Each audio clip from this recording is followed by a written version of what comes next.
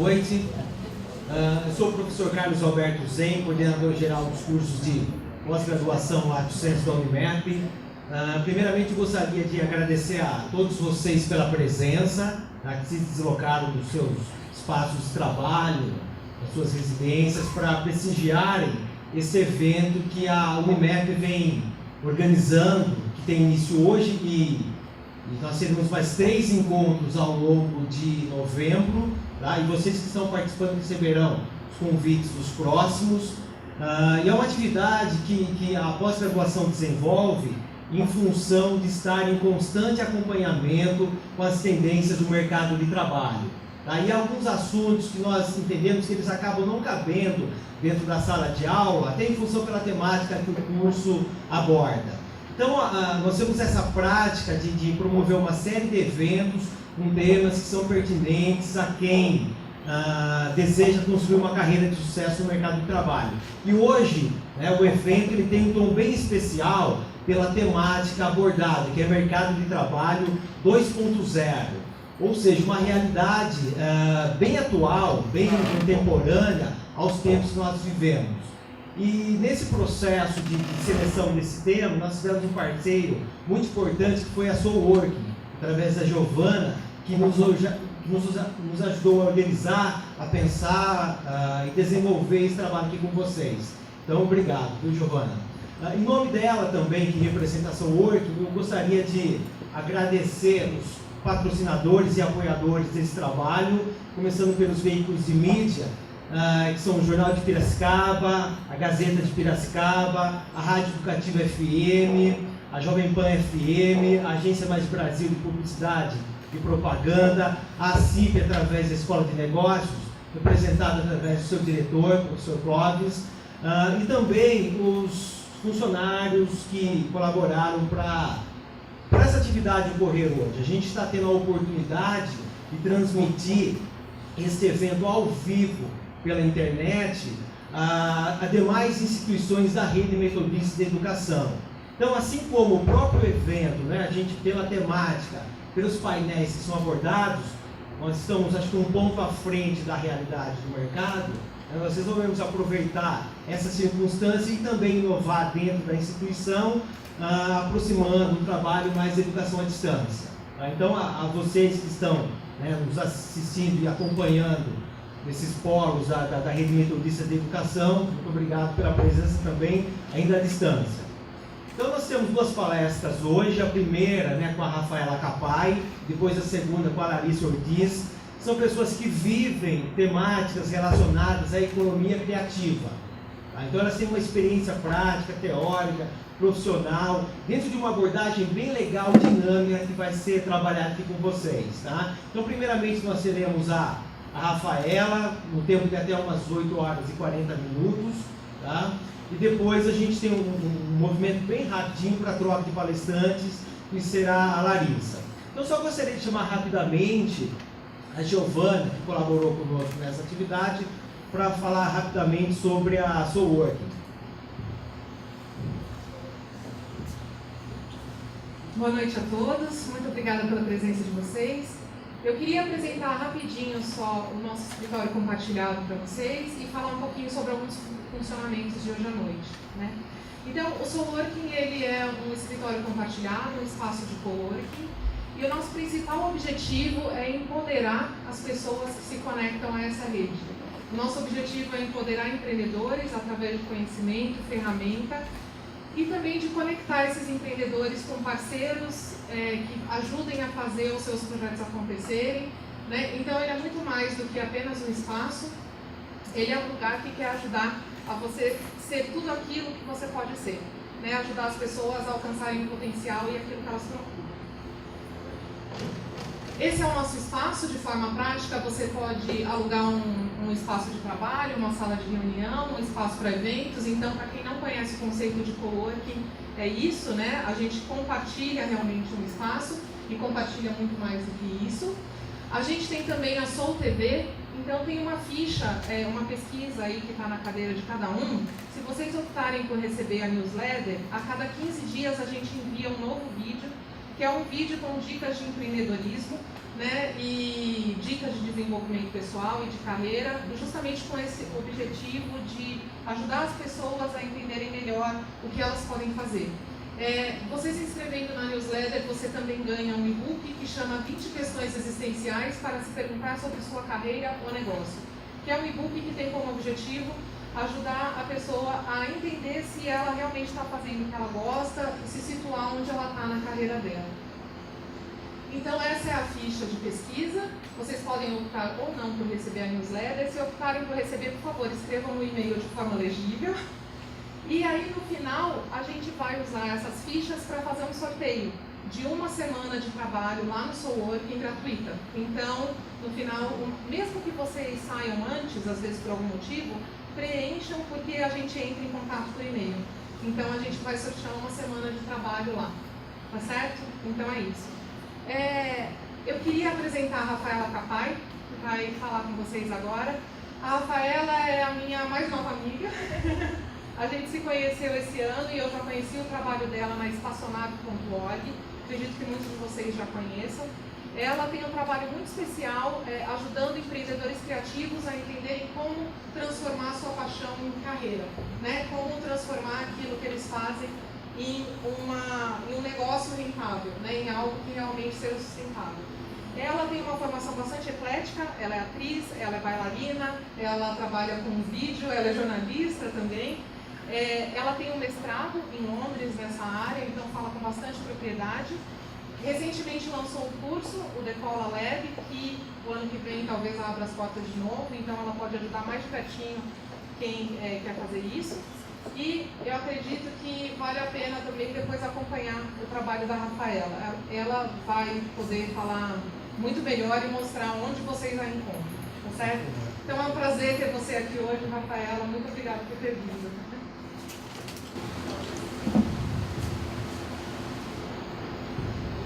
Boa noite, gente. Tudo bem? Eu queria começar com uma pergunta. Quantos daqui se consideram criativos? Trabalham com criatividade? Artistas, designers, publicidade, arquitetura? Só o pessoal ali? Gente! Vamos lá! Ok, melhor. Quantos se consideram empreendedores? Ou têm seu próprio negócio, são freelancers? Profissionais autônomos? Legal. Só para eu sentir como é que você se posiciona em relação a esse tema que a gente vai conversar hoje. Bom, eu sou também. Eu sou uma profissional da criatividade e sou também uma empreendedora. Vocês conseguem mais sobre o meu trabalho nesse endereço aqui, espaçonave.org, como a Giovana já falou. E eu sou artista desde que eu me entendo por gente, desde os 4 anos de idade, quando minha mãe me colocou na aula de dança. E aí, aos 14 anos, eu recebi uma proposta para participar do meu primeiro grupo profissional de dança, lá em Belo Horizonte, de onde eu sou. Um grupo chamado Camaleão.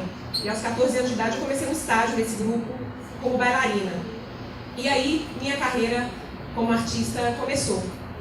Só que essa carreira, em algum momento, ela esbarrou num muro. Eu percebi que eu não conseguiria ser sustentável, ou seja, fazer aquilo durante muito tempo, fazendo da forma como eu estava fazendo, que era sentar em casa e ficar esperando convites de diretores, ou convite, por exemplo, para fazer um teste, para TV. Aquilo não estava rolando, né? Eu não ia conseguir viver fazendo o que eu tanto amava. E viver de acordo com os meus parâmetros que eu queria. E aí eu comecei a pesquisar tudo quanto é tipo de informação e conhecimento que eu pudesse para tentar descobrir como fazer isso. Fiz um MBA em marketing, fiz cursos, por exemplo, para aprender a escrever projetos para lei de incentivo. Comecei a escrever projetos para lei de incentivo, deu certo, ganhei muitos prêmios e consegui captar bastante projeto. E de uma hora para outra eu passei a produzir para as leis de incentivo. Ou seja, eu passei de uma posição totalmente passiva para uma posição ativa demais e não necessariamente pelas razões certas. Eu abri um edital, eu tinha que fazer um projeto porque eu tinha que sobreviver. E não era necessariamente aquilo que eu queria fazer enquanto artista. Não era, por exemplo, alguma coisa que eu realmente estivesse interessada e queria estimular a minha criatividade como eu havia pensado. Eu bati então num segundo muro. Eu falei, opa, eu acho que eu aprendi um monte de coisa, mas ainda não é isso. Eu ainda não consigo viver de forma sustentável. Não só por isso, porque eu tinha que fazer tudo quanto é momento, né? Todo momento que abria um edital eu tinha que estar escrevendo um projeto, mas também porque de uma hora para outra a fonte secava. Um patrocinador me dava um projeto um ano e no ano seguinte ele cortava, ou então eu conseguia aprovar um projeto na Lei Rouanet um ano, no ano seguinte eu não conseguia mais. Falei, não é sustentável ainda, não é o que eu estou procurando exatamente. E aí eu resolvi fazer esse mestrado em Londres, com o tema de empreendedorismo cultural e criativo numa universidade lá chamada Goldsmiths, que é parte da Universidade de Londres, super tradicional, e fui para lá estudar. Isso em 2010. Consegui, durante muito tempo fiquei tentando bolsa de estudo para estudar e não consegui bolsa de estudo. E aí eu pensei, bom, eu já tenho essa capacidade que é escrever projeto na lei de incentivo. As leis de incentivo aceitam bolsa de estudos. Então por que eu não uso uma habilidade que eu já tenho para tentar uma via de acesso que ninguém tem? E aí consegui fazer um projeto, fiz para as três leis, municipal de Belo Horizonte, onde eu morava na época, estadual de Minas Gerais e Rouanet. A Rouanet e a municipal me mandaram catar coquinho. A Rouanet, inclusive, falou que não era, que a minha história era com o MEC, que não era com eles, que não havia relevância cultural no meu projeto. Mas eu consegui com a lei estadual de Minas Gerais, que tinha uma cabeça um pouco mais aberta. Qual que era o projeto? Eu ia para lá e estudar, e tudo que eu aprendesse, depois do dia que eu aprendi, eu sentava no computador e transformava aquilo em conhecimento para que outras pessoas também pudessem aprender. Então foi isso que eu fiz. Em 2010 eu fui para lá com patrocínio de uma empresa e com chancela de uma lei estadual de incentivo à cultura. E aí, uma das minhas primeiras aulas, a professora desenhou no chão esse gráfico, né? Mas desenhou mesmo, colocou aquelas fitas crepes grossas no chão, uma sala grande como essa aqui, e falou, gente, eu quero que vocês se posicionem com relação a essas duas variáveis. Amor, ou significado, né? Propósito, e dinheiro, no bolso mesmo. Onde é que vocês querem estar em relação a essas duas variáveis? E aí cada um meio que pensou, falou, eu queria, para começar, uma pessoa que pudesse exemplificar aqui. E aí foi a Nina, que é uma colega do mestrado, que era sueca, acho que sueca, uma designer. E a Nina falou, ok, professora, eu posso ir, mas tem um problema. Eu não consigo ficar num lugar só. Tem hora que eu estou aqui, estou fazendo um projeto que é muito importante para mim, que tem significado, que me deixa feliz, que eu posso colocar minha veia criativa, que eu posso colocar quem eu sou nesse projeto, que eu tenho liberdade de criar, só que eu não ganho dinheiro nenhum. Como, por exemplo, um livro que ela estava fazendo de comida vegana. Ninguém quer comprar, ela falou. E tem hora que eu estou aqui, que estou ganhando bem, estou vivendo uma vida confortável, mas tenho que criar para grandes empresas que muitas vezes não me dão liberdade criativa, que eu não posso colocar a forma como eu vejo o mundo. Eu sou simplesmente uma executora. Então eu fico aqui. Tem hora que eu estou aqui, tem hora que eu estou aqui. O professor falou, ok, Nina, então faça isso no chão. E a Nina começou. Vai para uma ponta, aqui eu não posso fazer porque eu estou cercada pela tecnologia, mas ela começou. Um lado para o outro, um lado para o outro, um lado para o outro. E a gente via que ali, naquele momento, só naquele momento ali, isso já era cansativo. Ficar buscando duas coisas, ficar tentando existir em dois mundos, né? Ela estava gastando uma energia muito grande para aquilo ali. Logo ali já. Imagina na vida como é que não era difícil. E a gente começou a olhar e você via que as pessoas ficaram um pouco incomodadas com aquilo, incomodadas. Eu também fiquei muito incomodada. E eu não aguentei, eu gritei, vai pra porcaria do meio, será que você não percebe? Falei pra ela. Silêncio na sala. A professora olha pra mim e fala, Rafaela, cada um tem o seu tempo, Rafaela. Você não devia falar isso. Deixa a pessoa aprender por conta própria, né? Tipo, me deu uma flechada de leve, mas na verdade eu não estava falando pra Nina.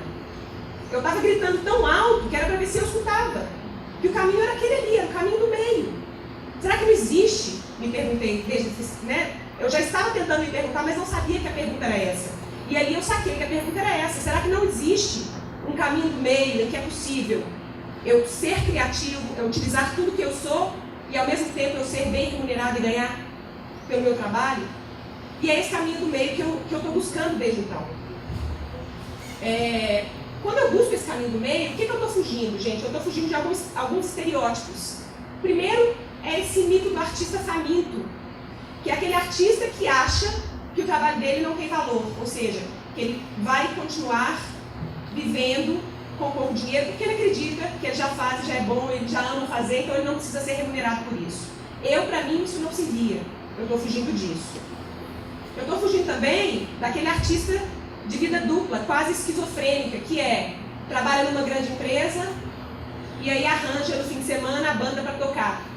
Mas não é a banda necessariamente que paga as contas. O que paga as contas é o outro trabalho. Então ele fica um pouco nessa vida dupla. Para mim, não funcionou. Eu já tentei e não funcionou. Então é disso que eu fujo também quando eu estou procurando o caminho do meio. Esse aqui é o criativo de fim de semana. É o cara que nem entende isso profissionalmente. Ele também é igual o cara que trabalha no fim de semana tocando, mas é hobby. Ele não tem nem coragem de dar o próximo passo e assumir aquilo como uma profissão. Não, é só... eu trabalho, eu vivo durante a semana e no fim de semana eu toco aqui, mas isso não é minha profissão, não. No fundinho talvez ele queira. Eu também estou fugindo disso. Não estou falando para vocês que é errado, tá? Estou contando do que eu fujo. E a minha percepção é que um monte de outras pessoas fogem também das mesmas coisas.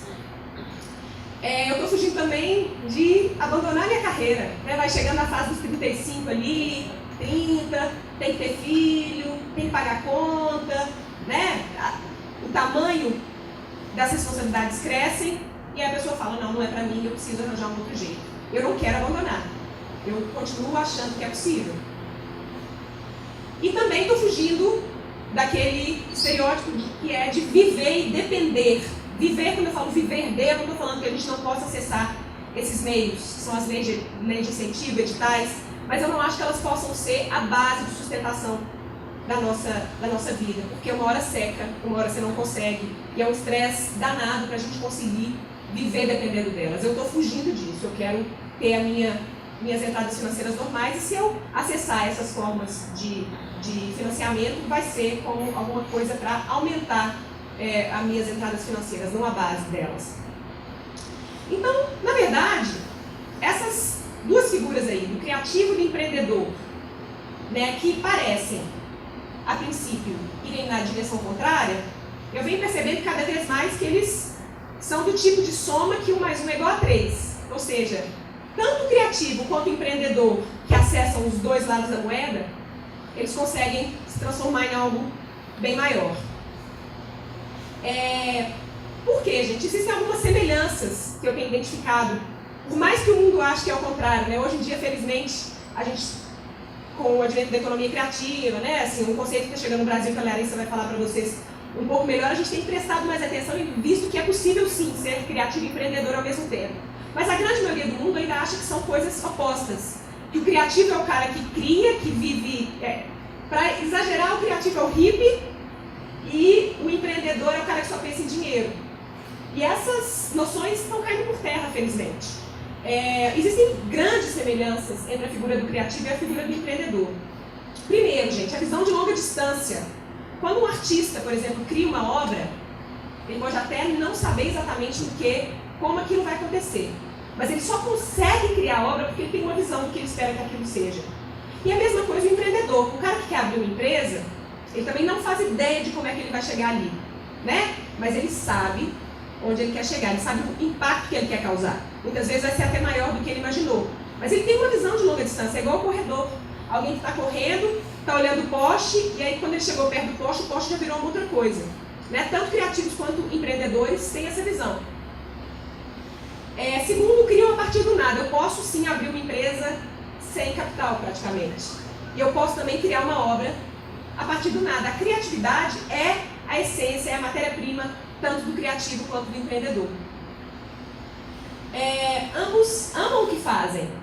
Mesmo a grande maioria de empreendedores, por mais que a gente acredite que seja o oposto disso, o cara tem um sonho.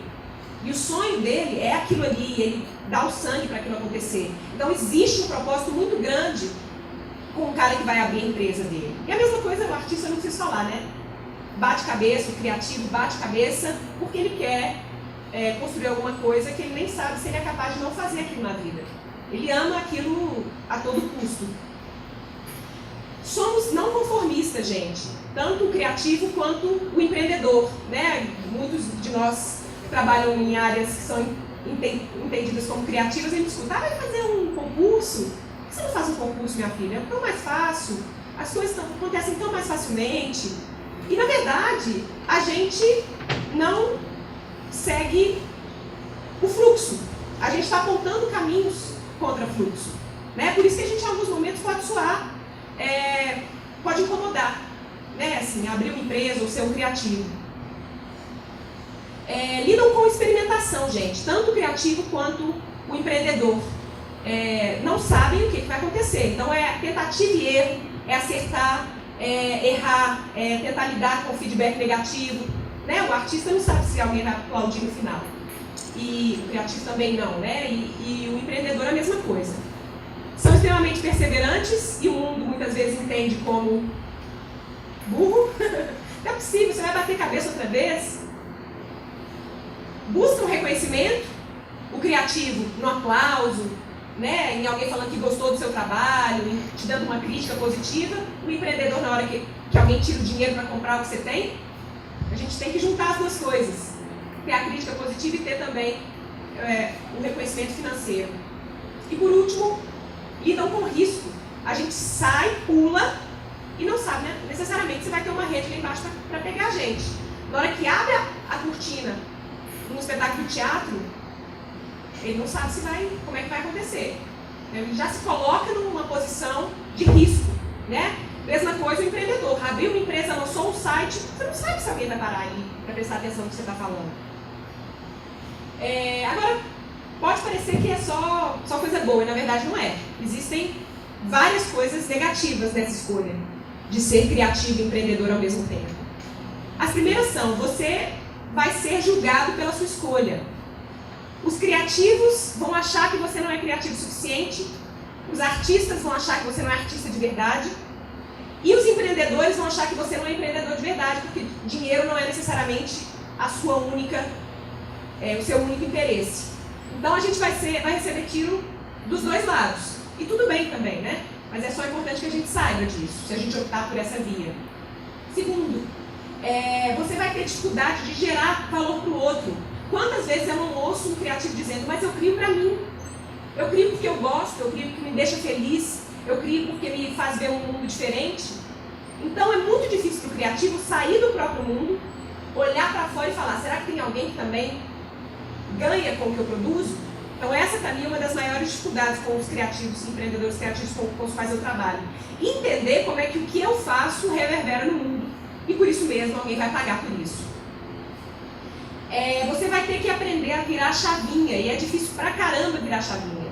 Tem hora que é o criativo, tem hora que é o empreendedor, e tem hora que é uma chave bivolt. Tem que ser os dois ao mesmo tempo. E entender isso é um pouco complicado, é só na prática mesmo. Você vai abandonar a sua prática criativa. O que significa? No dia a dia, na confusão, por exemplo, de um freelancer, que é, vamos supor, um designer, que trabalha com design, ele tem um projeto próprio, que ele está fazendo lá, sei lá, desenhos de pessoas, autorretratos, ou autorretratos seus ou de pessoas, sei lá, tem um projeto pessoal, imaginem isso, e aí pintou 3 reuniões naquela semana com possíveis negócios. E aí, o que ele vai fazer? Ele vai abandonar o projeto pessoal e vai nas reuniões? Possivelmente sim.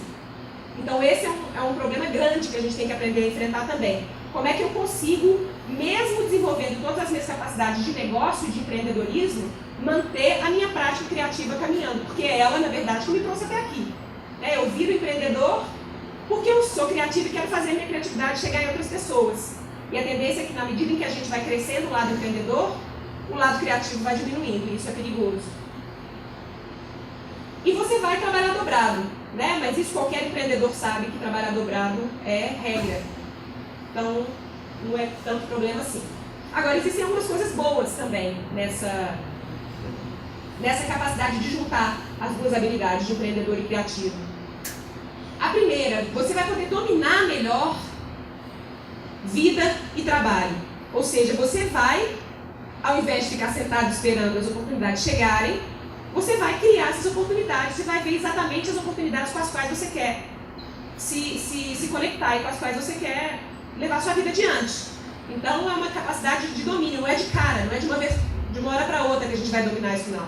Mas ela chega, uma hora acontece da gente poder falar, eu não quero fazer isso, eu quero fazer isso porque tem mais a ver com os meus próprios valores. Eu não quero atender esse cliente, eu quero atender esse cliente porque tem mais a ver com o que eu faço. Essa hora chega, isso é muito bom. E por isso mesmo você vai ter mais escolhas, né? Em vez de ficar só esperando as escolhas que aparecem, você cria escolhas que você a princípio nem achou que elas existiam. Você vai usando esse jargão do lado direito e esquerdo do cérebro, que a gente sabe que na realidade não é assim realmente que acontece, não é só, né, as sinapses criativas não acontecem só de um lado e as sinapses mais analíticas acontecem só do outro, mas é uma metáfora legal da gente pensar. E aí, quando eu sou criativo e empreendedor ao mesmo tempo, as sinapses se cruzam o tempo inteiro. Eu estou fazendo as duas coisas ao mesmo tempo, e aí eu vou usar meu cérebro na sua capacidade máxima, no seu potencial máximo. Isso é ótimo pra gente. É bom pra saúde, é bom pra criatividade, é bom pros negócios, é bom pra tudo. Você vai colaborar. Então eu saio daquela posição de esperar alguém escolher. A gente, criativo, a gente vive muito nessa posição. E eu acho um saco, que presta atenção no que eu faço, é muito bom o que eu faço, olha, eu sou bom. É um saco essa posição de querer provar para o mundo que o que você faz é legal. E aí quando você é empreendedor, você faz o que você acha legal, e aí as pessoas começam a reparar no que você faz. Então, para mim, essa foi uma das mudanças mais importantes. Eu saí da posição de pedir para as pessoas prestarem atenção, porque eu acreditava que eu fazia legal, e eu passei a falar, olha, o que eu faço é legal, quer trabalhar comigo? Né? É muito mais gostoso. E você vai ser um criativo mais completo e um empreendedor mais completo, porque entende todos os meandros que cercam o seu trabalho. Você pode falar de marketing, você pode falar de dinheiro, você pode falar de prática criativa, você pode entender de lei de incentivo, você começa a entender de um monte de outras coisas e você não fica refém do sistema, né? Você não fica refém das coisas, você entende como é que as coisas funcionam e você se posiciona de forma diferente. Se eu pudesse falar das 5 principais características que precisam ser desenvolvidas para esse profissional que quer aproveitar essa história da economia criativa e quer se desenvolver como empreendedor, eu citaria 5. Primeiro, eu diria que é honrar o capital humano. O que é capital humano, gente? Eu vou falar um pouquinho mais lá na frente, mas capital humano é tudo que você é. É a sua identidade transformada em capital. É como eu utilizo tudo que eu sou, o meu DNA, a forma que eu vejo o mundo, para transformar em alguma coisa que os outros querem comprar. E a gente tende a achar que para ser empreendedor eu preciso ter uma ideia incrível. E na verdade, eu tenho que criar alguma coisa a partir do que eu sou, a partir dos meus talentos, a partir do que eu aprendi, a partir do que eu vivi, né? Parar de procurar fora e tentar procurar dentro. É a minha autenticidade que vai fazer as pessoas prestarem atenção no que eu faço. Segundo, essa capacidade de jogar a bola para os dois lados, o lado criativo e o lado de negócio. É não ter medo de falar de dinheiro, é não ter dificuldade de pensar do ponto de vista de negócio, de conversar de negócio, né? É ter tranquilidade nessas duas esferas da vida. Capacidade de gerar valor para o outro, como eu disse, é uma das mais difíceis, mas se a gente consegue, as chances da gente conseguir decolar é muito maior, que é como é que o que eu faço impacta, modifica, ilumina, melhora, ajuda, qualquer um desses verbos serve a vida dos outros. Quando eu entendo como é que o que eu faço gera valor para uma outra pessoa, a possibilidade de eu comunicar isso é muito maior e a possibilidade de ela realmente querer transformar, né, comprar o que eu faço com dinheiro, ou seja, se tem valor para você, você se interessa em pagar, correto? E aí é muito maior. Então, é essencial que eu entenda como é que o que eu faço gera valor para o outro. Capacidade de execução é essencial. O que é capacidade de execução? É accountability, eu falar que eu vou fazer e eu fazer. Eu ter um projeto e eu colocar ele acontecer. Eu falar com o cliente que eu vou entregar no horário e eu entregar no horário. Não tem jeito. Se não for assim, todo o resto também vai por água abaixo, né? Eu preciso seguir em direção ao que eu mesmo defino para mim como importante. E capacidade de seguir em frente, gente. Resiliência, achou o muro, pula o muro. Teve uma dificuldade, descobre como fazer. Não desiste. Vai ter momento de depressão, sim. Vai ter momento difícil. Vai ter momento em que o cliente cancela o projeto na última hora e dá vontade de desistir de tudo. Vai ter esses momentos todos. A diferença é Não esses momentos, porque eles são parte da vida de todos nós. A diferença para os grandes empreendedores é a capacidade de seguir adiante. A visão de longa distância. Eu conseguir saber onde eu quero chegar e essas coisas me dão uma derrubadinha, mas logo eu dou uma sacudida e sigo em frente. Eu queria então compartilhar com vocês 4 conceitos ou 4 coisas importantes de autores que eu julgo importantes para essa tarefa de ser criativo e empreendedor ao mesmo tempo. A primeira é o conceito de ponto doce. O que é um ponto doce, gente? É um lugar quentinho, gostoso, confortável, em que eu consiga congruir, existe essa palavra? Em que eu consigo criar a congruência entre vários fatores, e aqui no caso, 8 fatores específicos. Primeiro, dons e fluxos.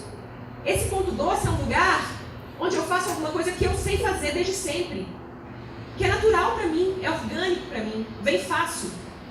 E fluxo, gente, é alguma coisa que eu faço em que eu estou conectada, eu não vejo o tempo passar, as pessoas me chamam para almoçar e eu não vi, as pessoas olham para mim e falam, nossa, mas aquilo deu muito trabalho. Você fala, não deu, foi fácil, né?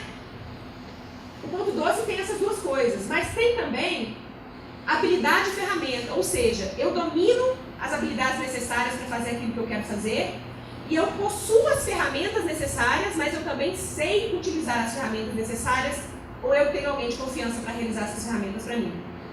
O ponto doce também tem esses 2 fatores. Valor e rentabilidade, ou seja, o ponto doce também é um lugar em que eu compreendo como é que o que eu faço cria valor para o outro e aí esse valor cria para mim uma rentabilidade. Se eu faço bolos, a minha vizinhança adora bolos e a minha vizinhança continua comprando os meus bolos. Por que ela gosta dos meus bolos? Porque é doce, porque é molhadinho, porque é isso, porque é aquilo. É o valor que eu crio para os outros. Eu só consigo estar no meu ponto doce se esse valor está claro para mim e está claro para os outros também. E por último, paixão e significado. Eu tenho isso tudo aqui. Eu faço alguma coisa que eu sou bom, eu tenho as habilidades, as ferramentas, eu ganho dinheiro, mas não me estimula, não me dá frio na espinha, eu não amo aquilo, não tem propósito. Não é ponto doce. O ponto doce precisa ser alguma coisa que te dá prazer, alguma coisa que gera significado para a sua vida. E aí quando eu tenho essas 4 coisas, eu consigo achar o meu ponto doce, que na verdade minto, não é achar. Ponto doce a gente desenvolve. Ponto doce a gente molda, a gente cria. Né? Não é uma coisa que vai cair do céu de uma hora para outra, tinha uma ideia incrível, esse é meu ponto doce. Não. Ponto doce é tentativa e erro, a gente vai tentar achar esse ponto doce. Esse conceito eu tomei conhecimento dele através dessa moça aqui que chama Lisa Sonora Bean, que é uma artista e uma especialista também, ela tem um MBA em marketing americana, californiana, se não me engano. Um outro conceito que eu acho importante, gente, que eu já falei, que é o conceito do capital humano. O que é capital humano, gente? É a minha identidade utilizada a meu favor para gerar recursos financeiros, ou não, recursos de toda a ordem. Capital humano é o que eu amo, é o que eu sei, é o que eu vivi, as minhas experiências, é o que eu conheci, é o que eu experimentei, é o que eu aprendi. São as pessoas que eu conheço, né? É o jeito que eu tenho diferente de fazer as coisas, é o meu jeito de me comunicar. Tudo isso é meu capital humano. Só que eu preciso pegar isso tudo, que é um caldeirão de coisas enormes, misturar de um jeito interessante e transformar alguma coisa, né, que possa interessar as pessoas. Eu usei um exemplo recente que eu acho que é legal da gente entender. Imagina uma menina, o nome dela é Liz, ela desenha flores, ela é ilustradora, designer, ela gosta de chuva, ela tem um jeito de se comunicar que é bem perspicaz. Ela fala mansa, mas ao mesmo tempo direta. O que ela fez? Ela pegou esse monte de coisa, misturou e deu origem a uma marca chamada Flor de Lis, que é uma marca que ela vende bolsas de viagem, porque ela ama viagens, e guarda-chuvas, porque ela ama chuva. E bolsas e guarda-chuvas com sua marca pessoal, com cores divertidas, com os seus desenhos de flores. A Flor de Lis é o capital humano da Liz, esse monte de coisa misturada, esse DNA da Liz, transformado em uma marca, e aí as pessoas sim vão querer comprar esse guarda-chuva e essa bolsa. Esse conceito também eu conheci ele através desse cara, chama Johan Sallenbacher. de um livro que chama Creative Capital, alguma coisa assim, mas é fácil achar o nome dele. E ele fala isso, de marcas pessoais, de capital humano, e como é que a gente consegue construir o nosso capital humano. E a Alissa Sonora Bin tem um livro que chama a Mandala o Empreendedor Criativo, e ela tem um exercício que chama Mandala do Empreendedor Criativo, que ajuda a gente a trabalhar exatamente isso aqui. Mais um conceito, gente, o conceito de um cara que eu adoro, que chama Daniel Pink. Alguém conhece? Alguém conhece algum desses autores que eu falei aqui? O Daniel Pink, ele fala exatamente do que a gente está conversando, e vocês vão conversar nesse próximo mês. Desse profissional do futuro, né? O profissional 2.0, o profissional que precisa estar à frente do mercado.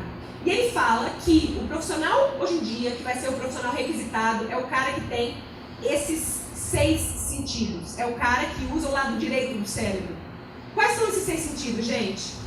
Design, ou seja, eu penso num mouse desse e eu penso não só na função dele. Eu vou além da função. Eu penso como é que ele fica bom na pega, eu penso como é que a textura é boa. Eu penso em design não só como as coisas funcionam. Se eu sou essa pessoa que tem essa capacidade de pensar dessa forma, as chances do mercado querer trabalhar comigo é muito maior. História, e não só argumento. Vocês perceberam na hora que eu contei, por exemplo, a história ali da Nina, no chão, como é que vocês se inclinam na cadeira de uma forma diferente, como é que vocês ouvem de uma forma diferente, como é que vocês prestam atenção de uma forma diferente. Histórias diferenciam a gente. Histórias transformam a gente no que a gente é, que são seres humanos. Então, o profissional que consegue sair simplesmente de argumentar uma questão, mas mostrar como essa questão funciona na prática através de histórias, também é um profissional que consegue se sobressair.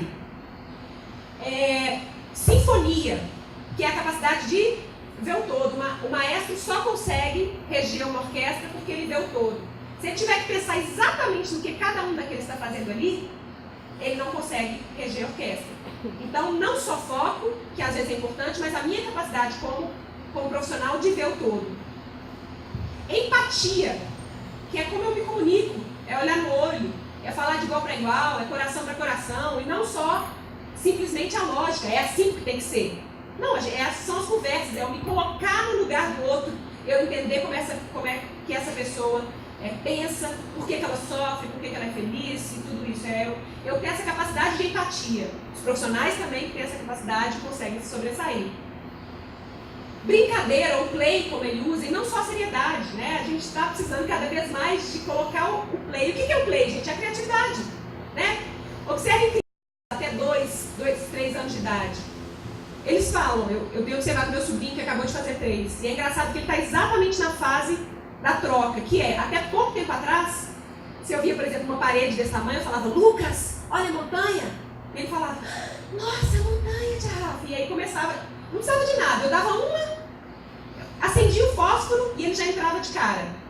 Agora eu falo com ele, Lucas, olha a montanha. Fala, tia Rafa, isso não é montanha, né? Ou seja, ele já está entrando no mundo, o nosso, mundo de adultos, em que existem restrições, que uma coisa é uma coisa, outra coisa é outra coisa. E na verdade, quando eu vou crescendo, né, eu vou deixando de brincar. E os profissionais que conseguem trazer a brincadeira, o play, para o dia a dia, são profissionais que conseguem pensar coisas diferentes, conseguem ter ideias. O cara que inventou a 3M lá, inventou o post-it, né? São essas pessoas que têm a imaginação necessária para desenvolver um mouse como esse, para desenvolver uma cadeira onde a gente está sentado. A gente só está vivendo o mundo como ele é hoje porque essas pessoas saíram do que era convencional, do que era o certo a se fazer. E por último, significado, e não só acumulação, que é o caminho do meio. Que é o caminho do meio, né? Sim, eu tenho que viver bem, eu tenho que ter dinheiro, porque a gente vive num mundo capitalista, mas dinheiro sem o resto talvez não faça muito sentido. E por último, um último autor que eu gosto bastante é o John Maeda, que é um cara ele é diretor de uma escola de design americana, e o John fala de um novo líder criativo. Em vez daquele líder tradicional, que a gente a princípio estava acostumado a conhecer, ele fala de um outro líder, que é o cara que interage ao invés simplesmente de uma via única. Ou seja, eu mando, você obedece? Não, eu interajo, né? Eu converso. ele é real, ou seja, ele erra, ele tem problema, ele tem dificuldade. Ao invés de ser aquele cara que está certo o tempo todo, ele improvisa, ao invés de só seguir o manual. Não, ele segue a intuição também. Ele aprende com os erros, ao invés de fugir dele como o diabo foge da cruz. Ele sabe que erro é alguma coisa que vai transformá-lo numa pessoa melhor. Ele conversa, ao invés de achar que as coisas têm que ser harmônicas só. Não, conversa significa o quê? Existe espaço para troca, existe espaço para diferença. Esse líder é alguém que entende essa necessidade de abrir espaço para diferença. Ele espera estar certo, claro, todo mundo quer estar certo, mas ele não quer sempre estar certo. Tomara que ele esteja certo, tomara que eu realmente esteja fazendo a coisa certa, mas eu não posso garantir que eu estou fazendo a coisa certa. Ele se abre para críticas, ao invés de fingir que se abre. Gente, quem nunca encontrou esse, né? Não, a gente está aberto para feedback e tal, e aí você vai dar uma primeira crítica. Não, peraí. A pessoa já justifica antes mesmo de escutar. Então esse novo líder é alguém que escuta, ele quer escutar, mas ele também filtra. Não significa que vai ser um cara que vai fazer tudo que você falou só porque você não gostou. Não, ele vai escutar, ele vai filtrar, ele vai aproveitar o que é bom para ele vai jogar o resto fora. Esse é o líder 2.0. Ele corre risco, tá batendo bem, né? Ele corre risco ao invés de achar que tem que manter a ordem o tempo todo. E ele vive num sistema aberto. Isso é claro, né? Ao invés de viver num sistema fechado, onde tudo é controlado, onde não existe espaço para erro, onde não existe espaço para diferença. Esse novo líder é essa pessoa aqui do lado esquerdo, esse líder criativo. Bom, acho que é isso. Obrigada. Infelizmente, infelizmente eu não vou conseguir ficar para o bate-papo final, porque eu tenho um compromisso em São Paulo, mas é bem cedinho. Então vocês me desculpem a deselegância, eu sei que é super deselegante ir embora antes do evento acabar, mas melhor assim do que não ter vindo, eu preferi vir mesmo assim. Quem quiser conectar comigo, meu e-mail está aqui, o meu site da Estacionário está aqui. Vamos continuar a conversa por lá, já que eu não vou poder ficar para o bate-papo aqui depois da palestra da Larissa. Obrigada pela oportunidade. Obrigada.